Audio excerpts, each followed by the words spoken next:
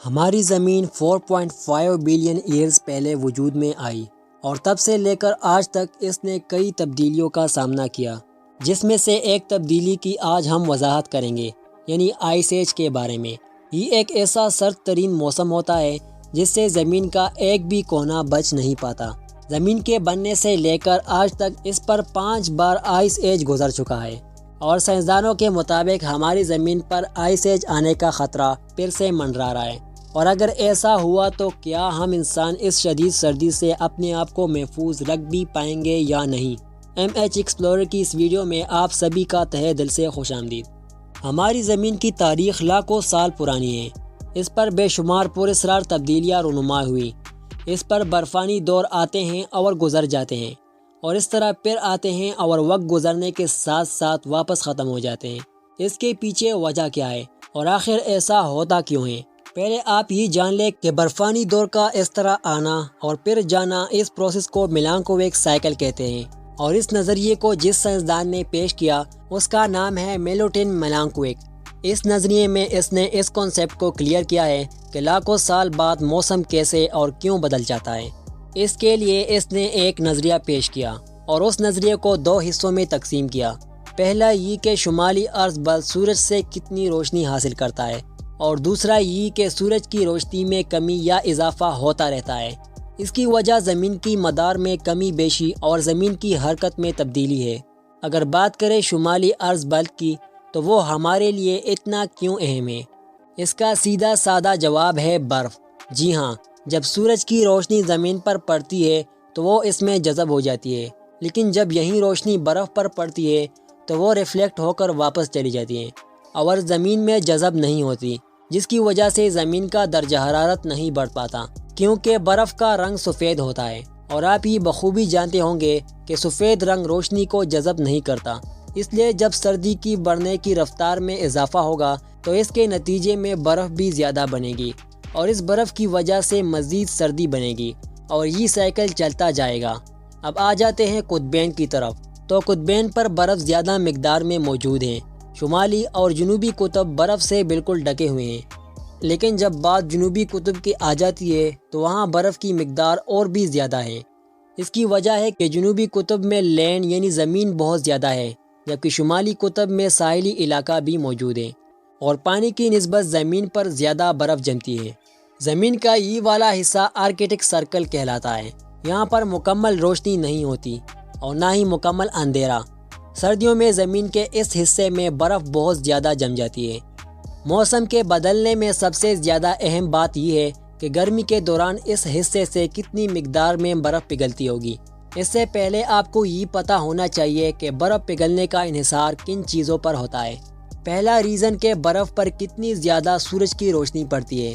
ظاہر سی بات ہے کہ اگر سورج کی روشنی زیادہ پڑے گی تو برف زیادہ پگھلے گی، اور کم پڑے گی تو برف کم پگھلے گی۔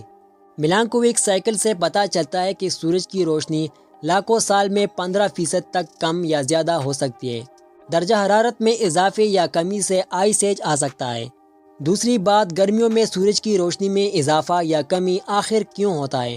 اس کا جواب ہے سورج کا زمین سے فاصلہ، کیونکہ یہ ڈسٹنس کم یا زیادہ ہوتا رہتا ہے، اور اس کی ایک دوسری وجہ یہ بھی ہے کہ زمین کا جھکاؤ بھی بدلتا رہتا ہے۔ اس موجودہ دور میں زمین کا جھکاؤ 23.5 ڈگری پر ہے، لیکن یہ جھکاؤ ہمیشہ ایسا نہیں رہتا۔ ہر 41,000 سال بعد یہ جھکاؤ بدل جاتا ہے۔ اس کی وجہ چاند کی گریوٹی ہے۔ جب زمین زیادہ جھکی ہوئی ہوگی تو یہ گرمیوں کے دوران زیادہ سورج کی روشنی حاصل کرے گی، جس کا مطلب ہے کہ گرمیوں میں زیادہ برف پگھلے گی اور سورج کی زیادہ روشنی زمین میں جذب ہوگی، جس کی وجہ سے زمین پر گرم موسم ہوگا۔ لیکن ہماری زمین کے جھکاؤ میں بہت زیادہ تبدیلی نہیں ہوتی، کیونکہ زمین کے گرد ایک بہت بڑا چاند گھومتا رہتا ہے جو اس کے جھکاؤ کو متوازن رکھتا ہے۔ اگر ہم مریخ کی بات کریں تو مریخ کے 2 چاند ہیں، ایک کا نام ہے فوبوس اور دوسرے کا نام ہے دیوموس، جن کی وجہ سے اس کے جھکاؤ میں بے قاعدگی پیدا ہوتی ہے، جس کے نتیجے میں وہاں پر موسم زیادہ تیزی سے بدلتا رہتا ہے۔ اس برفانی دور کے آنے اور ختم ہونے کی دوسری وجہ ہے زمین کا سورج سے فاصلہ، کیونکہ زمین کا مدار گول نہیں بلکہ بیضوی ہے۔ ہر سال 4 جولائی کو زمین سورج سے سب سے زیادہ فاصلے پر ہوتا ہے۔ اور اس طرح جنوری میں سب سے کم ترین فاصلے پر جوپیٹر اور سیٹرن جیسے پلینٹ بھی زمین کو دھکیلتے رہتے ہیں، جس کی وجہ سے اس کا مدار زیادہ بیضوی اور کم بیضوی ہوتا رہتا ہے۔ اس وجہ سے بھی سورج کا زمین سے فاصلہ کم یا زیادہ ہوتا رہتا ہے۔ اس عمل کو مکمل ہونے میں 1,00,000 سال گزر جاتے ہیں۔ اگر بات کریں ہماری زمین کی ایج کی، تو ہماری زمین کی عمر تقریباً 4.5 ارب سال ہے، اور اس زمین پر اب تک 5 بار آئس ایج گزر چکا ہے۔ اس کا پہلا دور، جسے ہیروئین آئس ایج بھی کہتے ہیں، یہ آج سے تقریباً 4 ارب سال پہلے شروع ہوا تھا۔ اس وقت ہماری زمین کو سورج کی روشنی 15% کم ملی تھی، جس کی وجہ سے ہماری زمین 30 کروڑ سال کے لیے بالکل فریز ہو گئی۔ اس کے بعد دوسرا برفانی دور شروع ہوا۔ اس دور کو گریوجینین کہتے ہیں۔ یہ شدید ترین سرد دور تھا۔ یہ دور تقریباً 72 کروڑ سال پہلے شروع ہوا تھا۔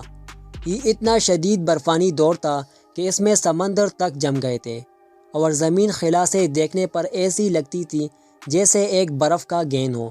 تیسرے دور کو اینڈین سہارن کہتے ہیں۔ یہ دور 46 کروڑ سال پہلے شروع ہوا اور 43 کروڑ سال پہلے ختم ہوا، یعنی یہ دور 3 کروڑ سال پر مشتمل تھا۔ چوتھے دور کو کارو آئس ایج کہا جاتا ہے۔ یہ آج سے 36 کروڑ سال پہلے شروع ہوا اور 20 کروڑ سال پہلے ختم ہوا۔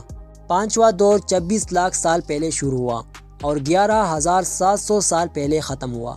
اس عرصے کے دوران زمین پر سخت سرد ترین موسم آئے اور گلیشیئر بن گئے، اور ایسا بھی دور آیا کہ یہ سارے گلیشیئر پگھل گئے۔ اب آپ کو یہ بھی پتہ ہونا چاہیے کہ سرد ترین دور کو گلیشیل پیریڈ کہا جاتا ہے، جبکہ گرم دور کو انٹر گلیشیل پیریڈ۔ اس وقت ہم انٹر گلیشیل پیریڈ سے گزر رہے ہیں۔ اب یہاں پر یہ سوال بھی پیدا ہوتا ہے کہ اگر ہم انٹر گلیشیل پیریڈ سے گزر رہے ہیں تو آئس ایج کب اور کیوں شروع ہوگا؟ سائنسدان یہ بتاتے ہیں کہ گلوبل وارمنگ کی وجہ سے دنیا بھر میں سمندروں کا پانی بخارات بن کر فضا میں جا رہا ہے، اور پھر یہ پانی بارش کی شکل میں گلیشیئرز پر برس رہے ہیں۔ یعنی آپ یوں سمجھ لیں کہ سمندروں کا پانی گلیشیئرز کی طرف منتقل ہو جائے گا۔ جیسے جیسے یہ پانی سمندروں سے گلیشیئر کی طرف منتقل ہوگا، گلیشیئرز کا سائز بڑھتا جائے گا، سورج کی روشنی زیادہ ریفلیکٹ ہو کر واپس چلی جائے گی اور زمین کو گرم نہیں کر سکے گی، اور جیسے جیسے برف پیدا ہوگی، اگلے آنے والے سالوں میں یہ امکان ہے کہ اگر ان چیزوں کو کنٹرول نہ کیا گیا تو ایک بار پھر سے ہم آئس ایج میں جا سکتے ہیں۔ سائنسدان اس پر کام کر رہے ہیں اور گلوبل وارمنگ کو کنٹرول کرنے کے ساتھ ساتھ ان طریقوں پر بھی کام کر رہے ہیں جو کہ برف کے بڑھنے کی مقدار کو کم کر سکیں، جس کے لیے کنٹرول فیوژن کو عمل میں لایا جائے گا تاکہ دنیا کا ٹمپریچر بڑھا کر برف کو پگھلنے میں مدد دی جائے۔ اس کے علاوہ تیزی سے پگھلتی ہوئی برف کو بجلی بنانے میں بھی استعمال کیا جا سکتا ہے۔ لیکن غور کرنے والی بات یہ ہے کہ اگر گلوبل وارمنگ کو کنٹرول نہ کیا گیا تو آئندہ آنے والے سالوں میں ایک نیا آئس ایج کا دور شروع ہو سکتا ہے۔ امید کرتا ہوں کہ آج کی ویڈیو آپ کو پسند آئی ہوگی۔ ملتے ہیں نیکسٹ ویڈیو میں، تب تک کے لیے اللہ حافظ۔